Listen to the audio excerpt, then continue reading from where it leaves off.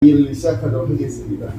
오늘 강의 중에 조금 이제 다른 말씀을 드려야 될 게 있고 또 고백해야 될 말씀도 있어요. 저한테 뭐라고 꾸지람을 주실 수도 있어요. 그래서 강의 이제 말미에 제가 말씀을 드릴 겁니다. 네. NK세포는 면역세포의 한 종류입니다. 면역세포는 뭐냐면 바이러스나 세균이 외부에서 침입했을 때 그걸 죽이고 잡아먹고 하는 그런 외부 방어 시스템을 담당합니다. 네. NK세포, 면역세포는 혈액에서 얻어집니다. 우리 몸은 약 8%가 혈액으로 되어 있고요. 혈액은 혈장과 혈구로 나눠지고 혈구는 또 백혈구와 적혈구로 나눠집니다. 백혈구는 전체 혈액 8%의 1%가 아니고요. 피 혈액 100%의 1%가 백혈구로 되어 있습니다. 이 또 백혈구는 또 림프구가 약 20%를 차지하고 림프구는 B세포, T세포, NK세포로 나눠집니다. 그런데 그 중에서 또 NK세포는 10%입니다. 그럼 전체 혈액으로 따지면 0.00009%입니다. 엄청 적은 양이죠. B세포, T세포도 면역세포이고 또 B세포, T세포도 역시 암세포를 잡아먹습니다.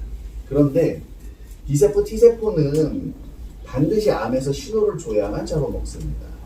근데 암세포는 신출귀몰에서 한 번 공격을 받으면 그 다음부터 신호를 주지 않아요. 그러면 B세포, T세포는 저희가 실제로 현미경을 관찰을 해보면 한 번 공격받았던 암세포를 못 잡아먹고 빙글빙글 돌기만 해요. 속이 터집니다. 현미경을 보고 있잖아요. 그런데 NK세포는 스스로 인지해서 숨어있는 놈, 도망가는 놈을 쫓아가서 잡아먹습니다. 이따가 영상으로 이제 보실 수 있습니다. 참고로 그러면 NK세포가 우리 몸에 많으면 되지 않겠냐. 그렇죠. 이론상으로. 근데 쓸만한 녀석은 항상 부족하죠. 아까 말씀드린 것처럼 혈액의 0.00009%밖에 안 되는데 이게 얼마나 적은 양이냐면 이런 겁니다. 저나 여러분들이나 일반적으로 몸속에 NK세포가 1억 개 정도는 다 가지고 계세요. 그런데 이렇게 엄지손톱만한 요 크기의 암세포를 NK세포로 죽이려면 약 10억 개가 필요합니다. 그러면 1억 개 갖고 택도 없겠죠.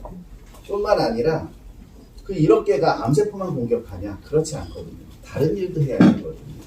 그렇기 때문에 양이 아주 부족합니다. 저희가 하는 일이 그 부족한 NK세포를 내부로 꺼집어내서 다시 배양을 해서 다시 몸속에 집어넣는 그런 일을 하는 겁니다. 다음은 비타민에 나오는 중요한 게 암을 찾아내는 겁니다. 그러니까 면역 활성도가 높아지면 그만큼 암을 찾아내서 초기에 암을 죽여야 되는데요. 암이라는 게 하루 안에 이제 만들어지는 게 아니기 때문에 초기에 암세포를 없애야지 결국 암이 예방이 됩니다. 네, 초기에 발견하기가 너무 힘든데 그 초기에 발견해서 없애주는 게 바로 면역세포입니다. 그래서 오늘 바로 주인공이 면역세포가 되겠습니다. 네. 우리 몸속에 뭔가 어떤 기특한 세포가 있다고요? 예. 우리 조 교수님이 설명 자리 이동해서 이렇게 좀 들어가고 있습니다. 우리 몸에 있는 면역세포라는 것은 자기 자신을 지키고 자기 자신을 치유하는 능력, 그것을 가진 게 바로 면역세포입니다. 이 면역세포 중에서 초기에 암이라는 것을 인식해서 먼저 가서 암을 죽일 수 있고 암이라는 세포에서 암이라는 질병으로 가지 않게 막아주는 세포가 바로 자연살해세포 NK세포입니다. 이 NK세포는 우리 몸의 백혈구 안에 림프구 안에 들어가 있는데요. 이 NK세포가 하는 일은 바로 바이러스라든지 세균 자체가 처음 만들어지면 그 감염이 되지 않게 억제하는 그런 기능을 갖고 있고요. 암세포가 처음 생기는 거하고 발생, 증식, 전이, 재발을 막아주는 그런 역할을 합니다. 다른 면역세포들이 이거 암이라고 인식을 못하는데 NK세포는 먼저 그걸 인식하고 공격을 합니다. 그래서 저는 NK세포를 우리 몸의 최점막에 있는 해병대라고 표현을 하고 있습니다. 그는 과립이 들어가 있는데 그 과립 중에 퍼포린과 그란자임이라는 효소가 들어가 있습니다. 그래서 암세포를 보면 그 퍼포린이라는 물질이 들어가서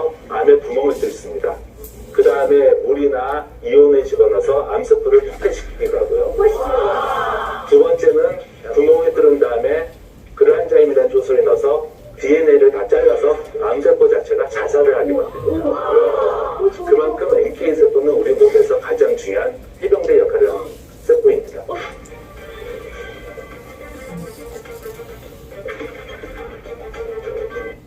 네, 느닷없이 안 하던 질문을 한번 드릴게요. 사사있게 드릴까요? 영광입니다. 네.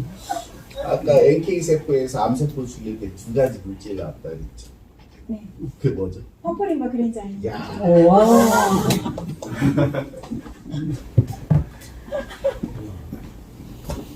감사합니다. 네. 제가 이거 왜 질문 드렸냐면, 어려운 문제. 그냥 암세포, NK세포가 암세포 죽인데, 이렇게 얘기하는 것보다는 NK세포에서 펌프린과 그랜자임이 나와서 죽이는 방법이 두 가지가 있어요. 하나는 구멍을 내. 그래서 물이 들어가서 폭파되는 경우가 있고, 한 번은 구멍을 내고 그란자임이 또 들어가서 교란시키는 거야. 뭐를? DNA를 교란시켜서 암세포의 DNA를 교란시켜서 암 스스로 자살하게 만드는 거야. 이 두 가지 방법으로 NK세포가 암세포를 죽이는 거야. 훨씬 더 유식해 보이지 않습니까? 네. 앞으로 이 정도는 아셔야 됩니다. 이렇게 이 정도는 설명하실 수 있어야 됩니다. 네. 다음은 이제 병행 치료에 관련된 거 잠깐 소개해드리겠습니다. 이제 기존의 암 치료는 뭐 수술도 있고 방사선도 있고 항암도 있죠. 사장님 처음 오셨죠?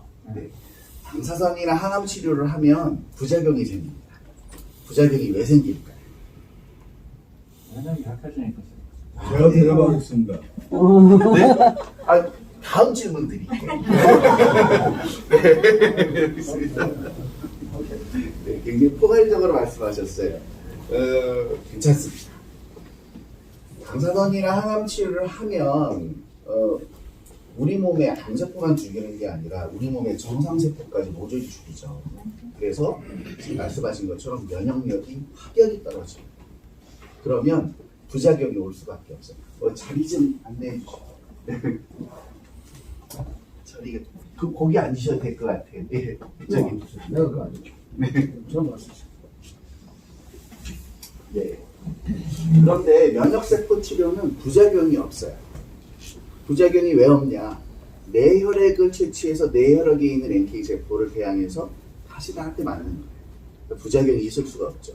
부작용이 아니라 사고는 발생이 될 수가 있어요. 실제로 그런 일도 있었습니다. 어떤 거냐? 그 사고가 오염이에요. 배양을 하는 과정에 있어서 오염이 될 수가 있어요. 근데 그 오염이 된 상태로 제가 혈관 주사를 맞는 거예요. 오염이 된 NK세포를 맞는 거예요. 이랬을 경우는 어떻게 하냐? 빨리 혈액을 정화시켜줘야 돼요. 그렇게 해야 문제가 발생이 되지 않습니다. 그래서 오염이 안 되게 최대한 안전하게 배양을 하기 위해서 지금 저희가 동탄에 하고 있는 그런 GMP 시설을 갖추는 겁니다. 참고로 GMP 시설은 일반적인 클린룸하고 좀 틀려요. 일반적인 클린룸은 자 이런 거예요. 1m 안에 먼지가 어느 정도 있느냐 이거에 따라 등급을 나눕니다. 당연히 바이오 GMP는 그것도 따지지만 그거보다 더 중요한 거는 멸균이 되느냐 그 공간이 멸균이 되어 있는 공간이냐가 더 중요한 거예요. 그래서 다 방호복, 우주복 입고 다니잖아요. 그 안에서 그 어떤 것도 외부 공기가 들어갈 수가 없어요. 모든 것들이 필터에 의해서 다 움직여집니다. 그 오염은 100% 사람에 의해서 돼요. 외부에서 사람이 왔다 갔다 하면서 오염물질을 갖고 옮기는 거예요. 그래서 GMP 시설을 갖추는 이유는 그 바로 오염을 방지하기 위해서 진행을 하는 겁니다. 병행 치료는 지금 이렇게 기존의 치료 방법과 이제 NK세포 치료 방법을 두 가지 같이 하니까 효과가 한 2배 정도 있지 않을까 이렇게 생각하실 수 있어요. 그래서 저희가 실제로 임상을 해보면 한 50배 이상의 효과가 있습니다. 그 병행 치료도 잠깐 후반부에 제가 설명을 드리도록 하겠습니다. 그래서 지금 현재 이 병행 치료가 2015년도에는 약 20% 정도, 현재는 30%, 2022년도에는 40% 정도 예상을 하는데, 이거는 이제 2019년 8월 2일 전 자료예요. 왜 2019년 8월 2일이 왜 중요하냐면 2019년 8월 2일 날 국회 본회의가 통과가 됐죠. 우리나라 세포 배양 치료를 할 수 있도록. 그래서 시행령이 나왔어요. 2020년 8월 27일 시행령이 나오고 28일부터 시행을 하면 됩니다. 이렇게 보건복지부의 정식으로 보건복지부 사이트에 떠 있습니다. 그래서 아마 2022년 정도 되면 저희는 60% 이상의 병행 치료를 하지 않겠나 그렇게 이제 예상을 하고 있습니다.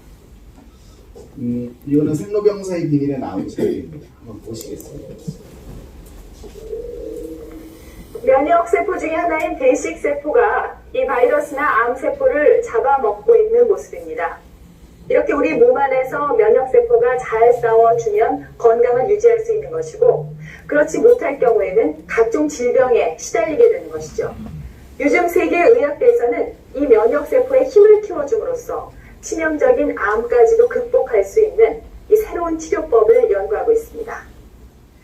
제4의 암치료법이라고 불리는 면역세포요법, 그 현 주소를 알아봅니다.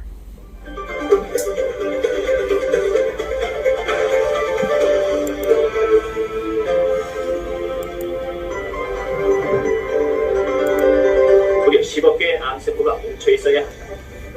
건강한 사람일지라도 매일 꾸준히 암세포가 자라 1000개에서 5000개 정도를 가지고 있다. 하지만 모두가 암에 걸리진 않는다. 그 이유는 암세포를 파괴하는 면역세포 때문이다. 면역세포는 백혈구라고도 불린다. 백혈구는 우리 몸을 지키는 군인이나 마찬가지다. 백혈구에는 여러 가지가 있는데 그중 림프구는 특공대처럼 빠르고 정확하게 암세포와 바이러스를 죽인다. 림프구는 다시 B세포나 T세포, NK세포로 나뉜다. B세포와 T세포는 암세포에 대한 정보가 있어야만 싸울 수 있다. 그에 반해 NK세포는 스스로 암세포를 찾아내 죽이는 유일한 백혈구다. 방종원 씨의 치료법이 바로 NK세포를 이용한 것이다. NK세포를 활성화시켜 몸에 주입하는 방법이다. 지금 혈관 주사 들어가는 파우치 보셨죠? 이렇게 배양을 저희들은 많이 하다 보면 이 파우치 색깔만 보고도 배양이 잘 됐는지 많이 됐는지 적게 됐는지 알 수가 있습니다. 배양이 많이 되신 분들은 파우치 색깔이 아이보리 색깔이 나와요. 그런데 배양이 좀 적게 되신 분들은 우유에다 물 탄 것처럼 뿌연 색깔이 나오고 무조건 배양이 많이 된다고 좋은 건 아니에요. 참고로 80세가 넘으신 어르신들께는 배양이 많이 된 거를 한 번에 주입을 하면 쇼크가 옵니다. 그래서 80세가 넘으신 어르신들 또 건강 상태에 따라서는 한 10억 개 정도부터 시작을 합니다. 10억 개 정도부터 주입을 하고 단계 이렇게 높여드립니다. 그래서 저희가 그 파우치를 보고도 그분의 건강 상태도 체크를 할 수가 있어요. 색깔만 보고도. 그거 이제 나중에 동탄에서 한번 제가 보여드리면서 설명을 한번 드리도록 하겠습니다. NK세포 치료하는 프로세스입니다. 체열을 하고 원심물리에 의해서 림프구와 혈장을 분리합니다. 그 다음 배양을 하고 알맹이만 수집하고 파우치 형태로 해서 투여합니다. 총 2주가 시간이 걸리는데 간단하죠? 그죠? 자, 제가 이 과정 속에 저희 때 노하우 기술 잠깐 소개해 드리겠습니다. 체열을 할 때는 약 60cc를 체열을 합니다. 10cc짜리 6개를 체열을 해요.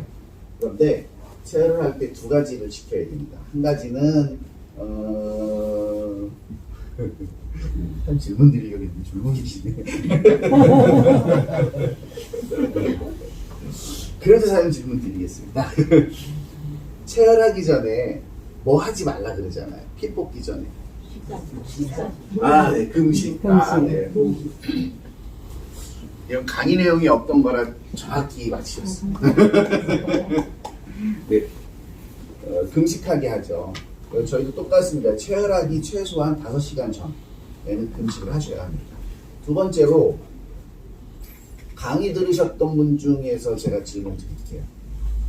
손 드신 분은 제가 아니시는 분이에요. 이미 알고 계시는데. 사장님께 여쭤볼게요. 또 뭐 있을까요?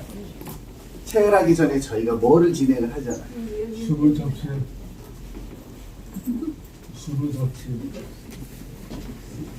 수분 섭취는 아닙니다. 대답을 안 해도 제가 드린다고. 네.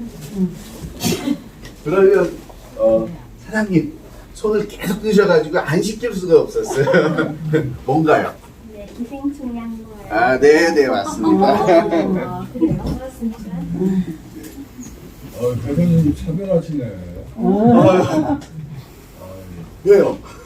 선생님 마음. 제가 손을 아까 이렇게 들었는데. 손들면 안 돼. 지금 아직 이번 질문에 안 제가 걱정하지 마세요. 꼭 시켜드릴게요. 저는 물력은 없는 사람인데 사는 건 좋아해요. 네, 알겠습니다. 뭐냐면 체열을 할 때 저희가 구충제를 꼭 드시게 해요. 구충제를 꼭 드시게 하는 이유가 있습니다. 체열을 해놓고 혈관 현미경으로 관찰을 하다 보면 피 속에 엄청난 세균들이 많아요. 충돌이 엄청 많습니다. 피 속에.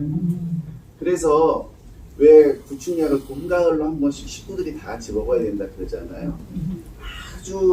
아주 간단하지만 아주 훌륭한 건강 보존 방법입니다. 꼭 집에 가실 때 오늘이나 구충제 꼭 사갖고 가서 식구수대로 드십시오. 꼭 드십시오. 확실히 틀립니다. 구충제를 드시고 난 이후에 체열을 하면 피 속에 충이 확실히 적게 있습니다. 그러면 분리도 잘 되고 배양도 잘 되고. 그래서 저희가 이제 구충제를 드시게 하고 또 저희가 배양을 합니다. 배양을 하면 배양 키트가 이렇게 생겼어요. 휴대폰 같이 생겼어요. 앞에 이렇게 뾰족하게 주둥이가 있습니다. 그런데 배양을 하면 위에는 세포 배양이 엄청 많이 돼서 세포가 있어요. 밑에는 뭐가 있을까요? 배설물이 있습니다. 근데 이게 다 같이 모아서 주사를 맞아도 상관없어요. 근데 맞는데 좀 불편해요. 맞을 때 혈관이 막혀요. 속에서 막히는 건 아니고 입구에서 막혀서 혈관이 터지죠. 그럼 그렇게 먹는다. 그러면 주사바늘 또 굵은 거 써요.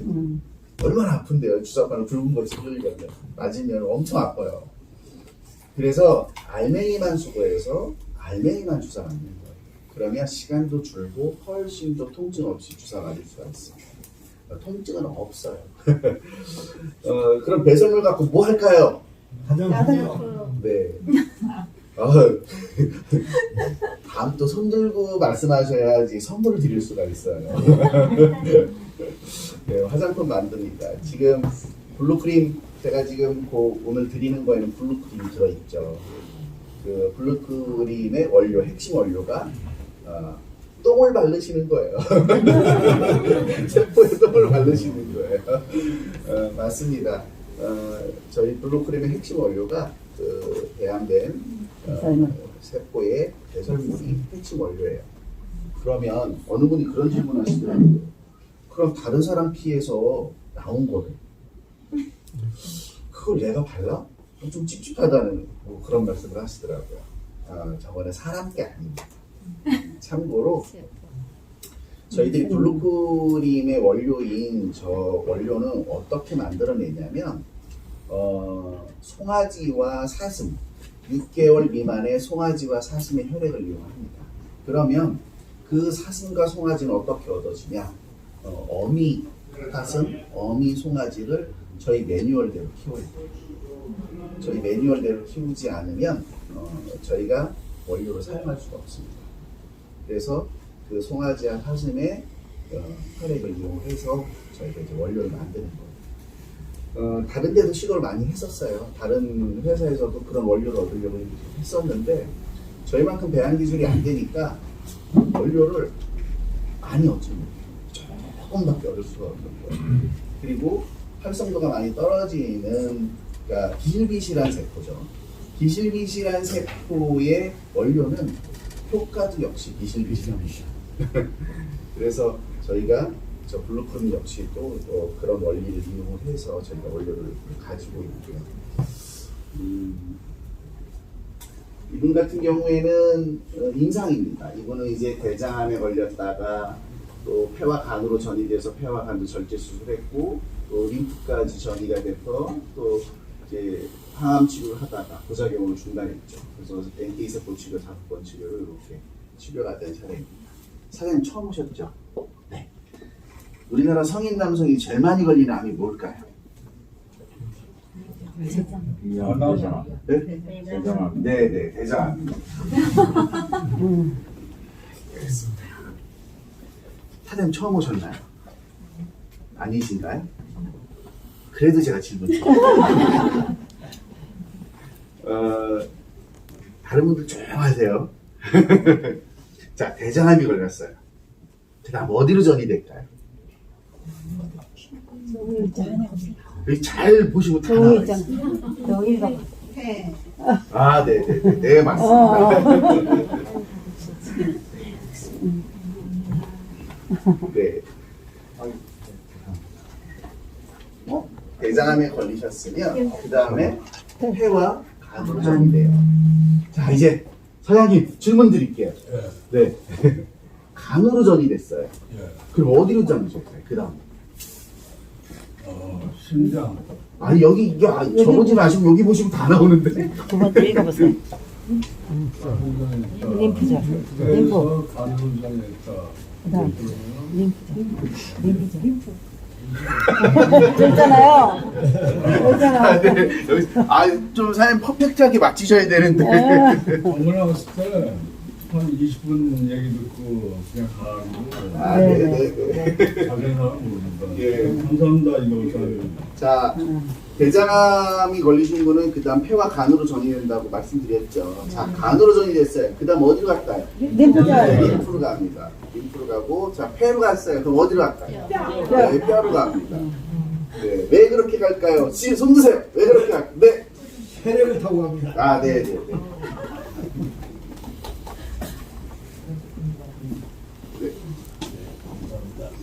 혈액이 흐르는 방향이 그렇게 혈액이 흐르기 때문에 혈관 타고 이동을 하는 겁니다. 그래서 폐암이 걸리신 분이 계세요. 그런데 갑자기 종아리가 아파요. 이거는 종아리 뼈에 암세포 자리 잡고 있는 증상이에요. 그냥 넘기시면 안 돼요. 갑자기 갈비뼈가 아파요. 그것도 조심하시고. 근데 또 이런 경우도 있어요. 간암이 걸리셨는데, 그런데 간암 그 다음은 림프잖아요. 근데 간에 걸렸으니까 그 다음 림프로 뿅 가서 옮길까요? 아니요. 아닙니다. 이런 경우 있어요. 그 사이에 경로가 있죠. 거기에는 어딜 거치냐? 식도를 거칩니다. 그 식도에 자리 잡는 경우도 있습니다. 그래서 식도암이 걸렸다. 예를 들어 그러면 역산을 해요. 아, 간은 괜찮을까? 아, 대장은 괜찮을까? 같이 고민하십니다. 그래서 여기 사장님, 허 사장님 안 계시네. 오늘 병원 가신 것 같은데. 아, 형님. 그래서 소장님이 지금 여기 갑자기 피부 발진이 확 나오셨어요. 이 스트레스가 주범이기도 합니다. 그런데 폐가 안 좋으면 피부에 증상이 나타납니다. 그래서 폐가 안 좋으신 분들은 습진도 잘 걸리고요. 폐가 안 좋으신 분들은 각질도 잘 생겨요. 그래서 이렇게 비늘처럼 툭툭툭 떨어지시는 분들 있잖아요. 건선이신 분들도 폐를 조심하세요. 제가 조언을 하고 싶은데요. 이따가 끝나고. 끝나고. 예. 네. 그래서 그런 것들은 미리미리 지식을 갖고 계시면 내 몸 컨디션을 바로바로 체크하실 수 있습니다. 이분은 간암이 재발하셨는데 3개월 치료로 이렇게 사이즈가 줄었어요. 이분은 뇌종양인데 2번 치료로 이렇게 사이즈가 줄었죠. 이분은 치료하는데 3개월 걸렸고 이분은 2년 걸렸습니다. 무슨 얘기냐면 사람마다 치료 속도가 다 틀립니다. 젊다고 빨리 치료되는 건 아니고요. 나이가 드셨다고 늦게 치료되는 건 아닙니다. 젊은 사람들은 치료도 빨리 되지만 암도 엄청 아파요. 빨리 아파요. 장단점이 있어요. 하지만 이제 꾸준하게 치료하셨던 이분들은 다 이제 완치되신 분들이에요. 앞에 것도 마찬가지고 꾸준히 이제 병행 치료하셔서 완치가 다 되셨고 이분은 이제 유방암 걸리셨다가 다시 재발하셨어요. 유방 절제 수술 이후에 재발하셨어요. 근데 어떻게 재발이 됐냐면 다발성으로 전이됐습니다. 다발성 전이는 뭐냐면 종양으로 생기는 암이 아니고 곰팡이처럼 터지는 암입니다. 그렇게 해서 이제 전이가 됐죠. 다시 전이가 돼서 이분은 다발성 전이 같은 경우는 참 애석하게도 방사선 치료도 쉽지가 않아요. 왜냐하면 이게 덩어리가 아니고 곰팡이처럼 넓게 퍼지기 때문에 그런 방사선을 넓게 쏘여야 돼요. 그래서 항암 치료 위주로 진행을 하게 됩니다. 그래서 항암 치료와 저희 NK 세포 병행 치료에서 완치됐던 사례입니다. 지금 현황을 글로벌 현황을 보면 미국이 1등, 일본이 2등, 한국이 3등이었는데 지금 한국이 1등, 미국이 2등, 일본이 3등입니다. 저희가 1등입니다. 미국이 1등이었을 때는 언제였냐면 미국에서는 질문을 드려야 되는데 오늘 처음 오신 분 제가 네 대장님 아까 암에서 신호를 줘야만 공격하는 면역세포 두 가지 있다 그랬어요. 뭘까요? T세포, 분명히 돼야 된다. B세포, T세포, B세포, T세포. 네. T세포. 네. T세포. 네, 맞습니다. B세포, T세포는 암에서 신호를 보내야만 공격하는 세포죠. 근데 그 중에서 T세포를 가지고 미국에서는 카T세포라는 유전자 변이된 면역세포를 만들었어요.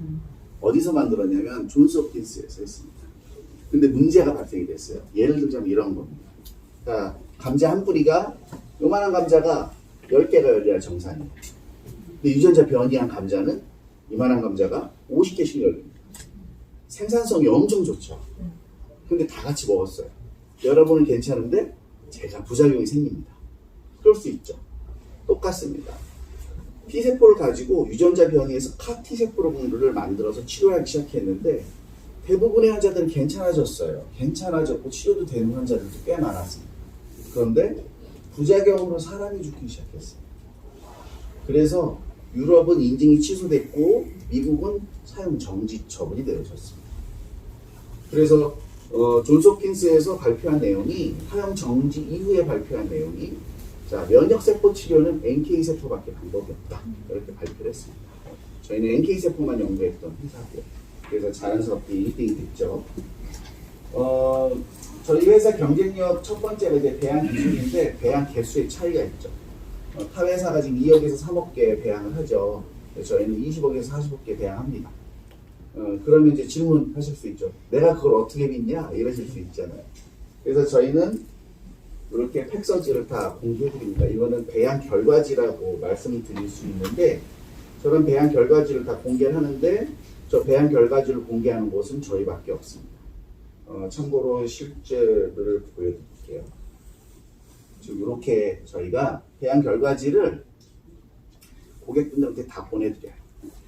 다 보내드리면 어느 기관에서든 확인하시면 됩니다. NK세포가 몇 % 배양이 됐고 또 개수가 몇 개가 배양이 됐는지 이 전문가들은 보면 다 알아요. 그래서 다 공개를 해드립니다. 또 이따가 이제 추가로 요거에 관련된 것도 추가로 설명을 좀 더 드릴게요. 다른 기관에서는 왜 이걸 결과지를 공개를 못할까요? 자신이 없어서. 네. 자신이 없으세요. 네. 실제로 예를 하나 들어드리면 차바이오도 NK세포를 하죠. 그죠? 차바이오는 상장사잖아요. 그래서 허위 광고, 과대 광고 할 수 없죠. 그래서 이쪽은 어떻게 홍보를 하느냐 이렇게 홍보하죠. 저희는 10억 개를 배양합니다. 그 중에서 2억에서 3억 개가 활성세포입니다. 이렇게 홍보해요. 실제로는 뭐냐? 전체 배양 개수가 10억 개고 그 중에서 NK세포가 2억에서 3억 개라는 얘기를 이렇게 바꾼 겁니다. 그래서 그러다 보니까 이런 팩서지나 이런 것들을 공개를 할 수가 없는 거예요. 비교가 딱 되니까 그런 상황입니다. 그래서 저희가 배양 기술에 있어서는 월등히 높은 기술력을 가지고 있고 표적 치료에 관련됩니다. 지금 이게 아까 그 세포 암세포 잡아먹는 거 보여드린다 그랬잖아요. 그리고 일반적인 겁니다. 이게 빨간 게 암세포고 또 검은 점들이 이게 NK세포입니다. 이렇게 암세포 잡아먹는 모습입니다. 특정 암에 가서 공격하게 하는 거죠. 암세포가 NK세포를 배양해서 몸속에 집어넣는데 나는 위암에 걸렸는데 그 NK세포가 다 위암 가서 공격하면 얼마나 좋아요. 근데 혈관 주사를 딱 맞았는데 배양해서 주사를 맞았는데 다른 곳에 흩어져 버리는 거예요. 그 효율이 엄청 떨어지죠. 그래서 저희는 특정 암에 대해서 현재 5대 암에 대해서 표적 치료 진행하고 있습니다. 또 한 가지 다음 걸 보여드릴 건데 여기에는 재밌는 것들이 있어요. 여기 엠보신 같은 게 NK세포고 빨간 게 암세포입니다. 그런데 요런 녀석들 보면 요런 녀석들은 도망 다니는 거예요. 안 잡혀 먹습니다. 아주 똘똘해요. 요런 녀석 또 있습니다. 요런 녀석 조그만 거 안 잡혀 먹습니다. 이렇게 도망 다니는 거예요. 그래서 이런 녀석들은 지금은 작으니까 아주 몸이 날렵해요. 그래서 잘 도망 다니는데 조금만 커지면 다 잡혀 먹습니다. 그래서 저희가 또 이런 녀석은 죽은 척 하는 거예요. 그 암세포는 도대체 지능이 한 3자리 정도 되는 것 같아요. 그래서 아주 똘똘해요. 그래서 이런 녀석도 보십시오. 이런 녀석. 신기하죠? 저희가 현미경으로 저거 보고 있자면 아주 속이 터집니다. 이놈을 잡아먹어야 되는데 내가 잡아먹지 못하고 아주 속이 터집니다. 근데 좀 시간 지나서 이렇게 덩어리 커지면 몸이 둔해져서 다 잡혀먹습니다. 제가 이제 아까